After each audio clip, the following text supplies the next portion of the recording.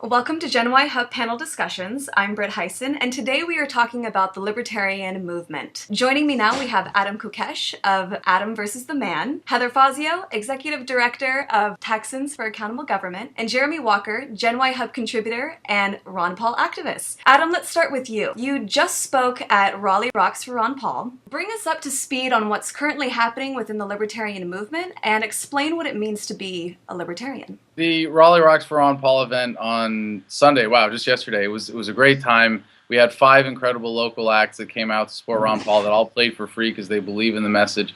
And the thing I love about events like that is that they're a celebration of the message. You know, all too often when you're woken up to the message of liberty, when you realize what the government really is about, all of the horrendous evil things that it's doing, it's easy to get paranoid and be afraid and say like, I need to get a bunker and here's supply of food and, you know, I stock up, give you bullets and, you know, and believe me, I believe in preparedness. I'm not trying to belittle that. I have a safe full of guns and a nice pile of silver myself, and I have some MREs in the closet, but I don't live in that world where the government is just always out to get you and you have to be afraid, because the message of liberty is about empowerment. It's about a positive message of love, and that's why we call it the Lovolution. This simple moral philosophy saying that we're not going to carve out this exception for government is the core of our message. But like I said, it's about empowerment. It's about saying that you don't need to be frightened by government into thinking that you need it. You're a free, beautiful, independent human being, and as human beings, we are capable of building a society where we're able to get along with the principles of the free market, with free voluntary exchange for mutual benefit, and we're eventually going to do all of the things that we think we need government for and render it completely obsolete. That's the promise of our generation, and I think that's what the message of liberty means. But I think what really unites us as a freedom movement is just that simple feeling that there's too much government. Heather, I want to direct this question to you. What mistakes do you feel that President Obama has made, and what makes Ron Paul, a 76-year-old man, more relatable? What has Obama done wrong? I mean, what can anybody name anything he's done right? I mean, anything that he's actually done that he said he was going to do on the campaign trail. And I think that a lot of people got involved for the first time in 2008. They were so glad to have someone that they felt was going to make a difference, that was going to actually bring them the change that they wanted to see, because they saw that this country is on a path to destruction. And they were thinking that this man was going to be it. Unfortunately, he has proven over his presidency to do exactly the opposite. He has done nothing but expand all the foreign wars, ruin the economy even further. He's done nothing to actually help the little people.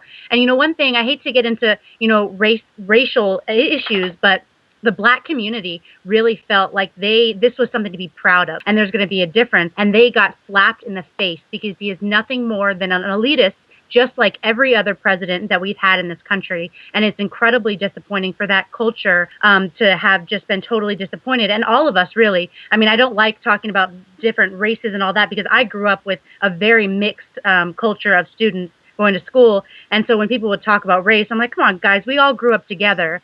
And I think what Ron Paul brings to the table is a universal message of individualism, which is why I'm a libertarian, because we have individual human rights that are being violated, and each and every one of us can attest to that. Each and every one of us are being affected in the same way. And so when we can come together on these issues that affect all of us as individuals, we're going to be able to start combating it. Libertarianism is very fundamental. Don't hurt me and don't take my things, just like Adam was saying. And so if we can focus on those, if we can just translate that all the way through to government, you can't hurt anyone and you can't take their stuff, period. We have a lot of work to do to create a free society, and it's going to take more than just political action, but also building community. Going along with what you were saying, Heather, you know, most people agree with Dr. Paul on majority of his platform, yet the polls showed that they would never consider voting for him, and the mainstream media completely refuses to acknowledge him as a viable candidate. Jeremy, why do you think that is? People are not educated on the topics anymore. Every single day I try to talk to at least one individual. I saw a guy with an anti-Obama bumper sticker, and I said, hey, you know, he's being impeached, right? And he turned around and laughed at me. He laughed at me not because it wasn't true, but because I had a Ron Paul bumper sticker and he had a Rick Perry bumper sticker. And to me, it's some sort of childish mind game that people play with themselves. I want to speak more to the minds of people and ask, do you value yourself? Because if you value yourself, you value your lifestyle. And if you value your lifestyle, you want your lifestyle to be fluid, with the human potential to your entire path of life. So government needs to be analogous with your lifestyle.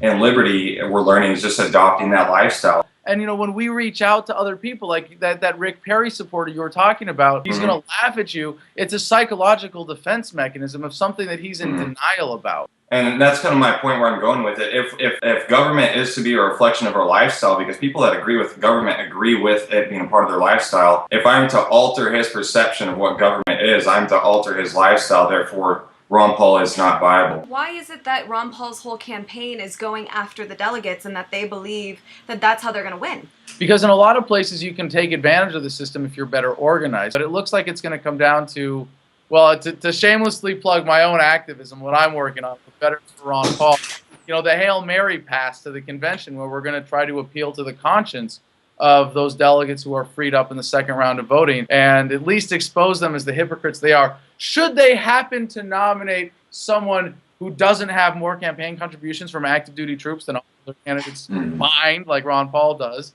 And the website for that, of course, is ronpaulisthechoiceofthetroops.com. But it's a Hail Mary pass because that's what we're up against. What will he need to do in order to gain the support of the whole Republican Party? I think that one of his mistakes is trying to go after conservatives, because he's very socially liberal, classically liberal.